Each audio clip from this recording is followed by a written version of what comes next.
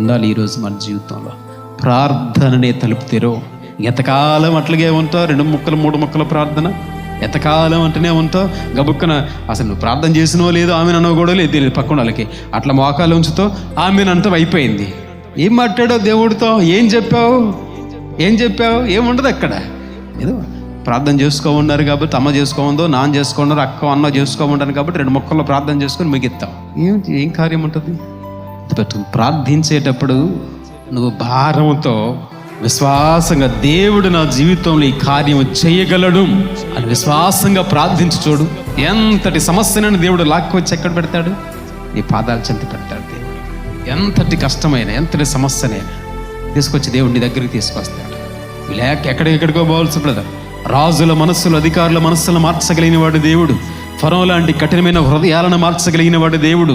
సంఖ్యలను తెంపగలిగిన వాడు దేవుడు.